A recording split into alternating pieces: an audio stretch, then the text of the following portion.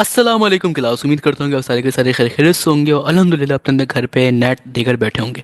तो आज की क्लास में हम लोग इंशाल्लाह वो सारे क्वेश्चन डिस्कस करेंगे जो आपने नेट के पेपर में फेस करे होंगे। ठीक है, so now without any delay let's start a topic. Question number 1, Huygens principle tell us about. देखो बेसिकली ये जो क्वेश्चन है ना, ये सिर्फ नेट का नहीं है। ये क्वेश्चन जो है जब मैंने एनएनडी का पेपर दिया था 2022 में।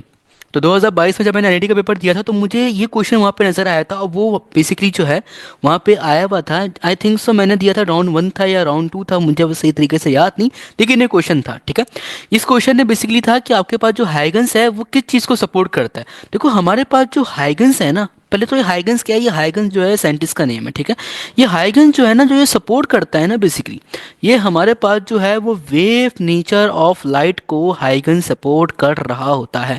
हाइगन से करता है, हाइगन जो है वो बेसिकली हमारे पास वेव नेचर ऑफ लाइट को सपोर्ट कर रहा होता है। तो ये एनईडी के 2022 के पेपर में जो है मुझसे पूछा गया था question. Now question number 2, two masses each equal to m are touched to one another by a massless string passes over a smooth pulley.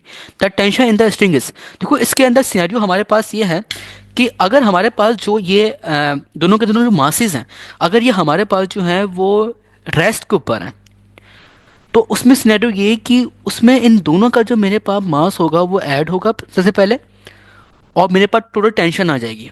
ठीक है, अब इन दोनों का मेरे पास जो मास है वो है एम, तो बन गया M plus M equals to 2m। लेकिन ये कब होगा, ये उस सूरत के अंदर होगा कि अगर ये दोनों के दोनों पार्टिकल मोशनलेस हैं, जब होगा। ठीक है, तो यहाँ पे T equals to 2m is the right answer. Question number 3, transformer use phenomena of. हमारे पास जो ट्रांसफार्मर होता है ना, वो म्यूचुअल इंडक्शन के फिनोमिना पे काम कर रहा होता है।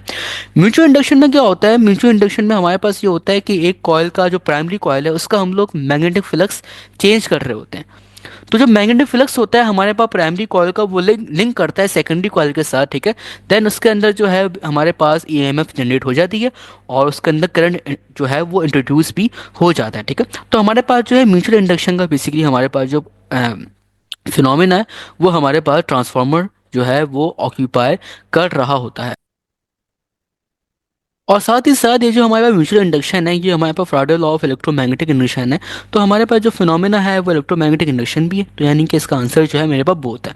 Now question number 4, a stone thrown vertically upward from a top of a tower. देखो हमारे पास इस तरह के जो क्वेश्चन होते हैं ना, इसमें प्रोजेक्टाइल मोशन मिक्स होकर आ जाता है। अब कैसे मिक्स होकर आता है कि अगर यहाँ पे लिखा हुआ है ना वर्टिकली, अगर यहाँ पे वर्टिकली नहीं लिखा हुआ हो, अगर यहाँ पे लिखा हुआ हो आपके पास हॉरिजॉन्टली, तो क्या होगा, फिर आपके पास जो है वो प्रोजेक्टाइल के केसेस इसके अंदर आ जाएंगे। लेकिन अभी यहाँ पे आपके पास वर्टिकली है, इसका मतलब ये है कि यहाँ पे आपके पास मोशन इन वन डायमेंशन की बात हो रही है। तो ये दो मेजर डिफरेंस है जो कि आप लोगों ने याद करने हैं कि किस वक्त कौन सा फॉर्मूला अप्लाई करना है।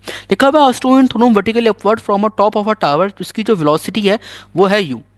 और जब मेरे पास जो है जब वो नीचे ग्राउंड पे आ रहा है, तो उस वक्त जो उसकी वेलोसिटी आ रही है वो बेसिकली हमारे पास जो आ रही है वो आ रही है 3u। आपने बताना है कि इसकी जो हाइट है वो हाइट क्या होगी। तो मैं थर्ड इक्वेशन में मोशन अप्लाई करूंगा जो कि होता है आपके पास 2gh equals to V F square minus का वी आई स्क्वायर। ठीक है, अब आपके पास जो वी एफ है वो है 3u का होल स्क्वायर माइनस का वी आई जो है वो आपके पास u है, तो u का स्क्वायर इसको इक्वल्स टू 2gh। ठीक है, now 2gh equals to 3u का स्क्वायर आके बराबर होगा 9u के स्क्वायर के और माइनस का u का स्क्वायर। 9u स्क्वायर माइनस का u स्क्वायर आपके पास जो होगा वो बराबर होगा 8u स्क्वायर। तो आ गया आपके पास 8u स्क्वायर। अब ये हो गया आपके पास 2 1 2 और 2 4 8, यानी कि gh equals to 4u square. अब जी को नीचे फेंक दो तो बन गया आपके पास ये h equals to 4u square upon g. ये इसका जो है वो हमारे पास राइट आंसर यहाँ पे मार्क्ड हो रहा है, that is option number B. Now question number 5, first law of thermodynamics is concern with the conservation of law of conservation of energy. The displacement time graph for the two particles A and B are a straight line included at 60 degree and 30 degree to the time axis. The ratio of their speed is। अब हमारे पास कह रहा है कि हमारे पास displacement time graph है, कुछ इस तरीके का ग्राफ होगा। ये टाइम है, ये हमारे पास यहाँ पे डिस्प्लेसमेंट है, और ये हमारे पास जो है वो एक सीधी लाइन है, स्ट्रेट लाइन है जो कि इस तरीके से, और ये जो स्ट्रेट लाइन है ये एक्स एक्सिस के साथ हमारे पास जो है वो थीटा एंगल बना रही है। हमारे पास डिस्प्लेसमेंट टाइम ग्राफ का जो स्लोप होता है जिसको हम लोग एम से भी रिप्रेजेंट करते हैं, डिस्प्लेसमेंट टाइम ग्राफ का हमारे पास जो स्लोप होगा वो क्या बताएगा, वो हमें स्पीड निकाल के देगा।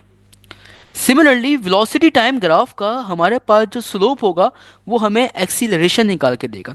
और स्लोप के लिए हमारे पास दो फॉर्मूले यूज होते हैं जो कि कॉमनली है। वो एक होता है हमारे पास m equals to y two minus y one over x two minus x one. एक तो ये होता है। दूसरा फॉर्मूला हमारे पास स्लोप के लिए होता है that is M equals to tangent theta. ठीक है, तो हम टेंजेंट थीटा से इस फॉर्मूले को यूज करेंगे। ठीक है, अब यहाँ पे हमारे पास एंगल भी गिवन है, एक एंगल है 60 डिग्री और एक एंगल है 30 degree.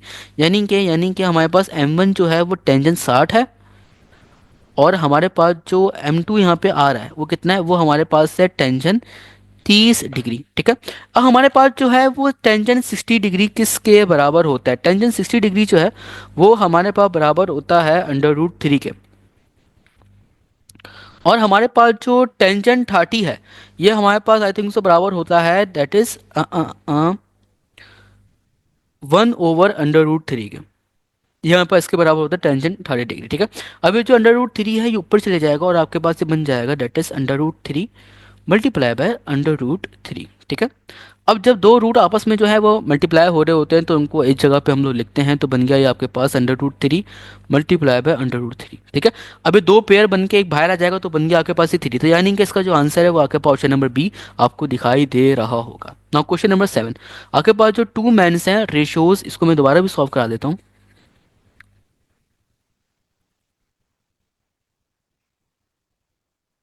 Okay, two men with weight in the ratio 5:3 run up a staircase in time in the ratio 11:9. The ratio of power to the first to that of second is।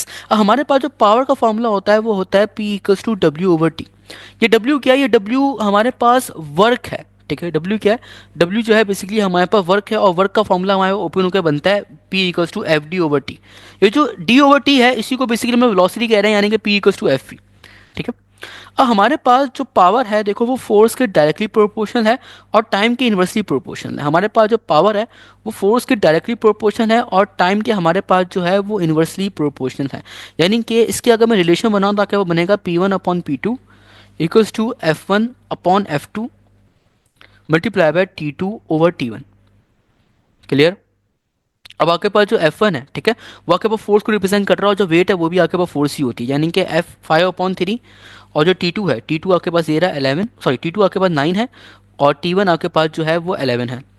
तो ये हो गया आपके पास that is 9/11।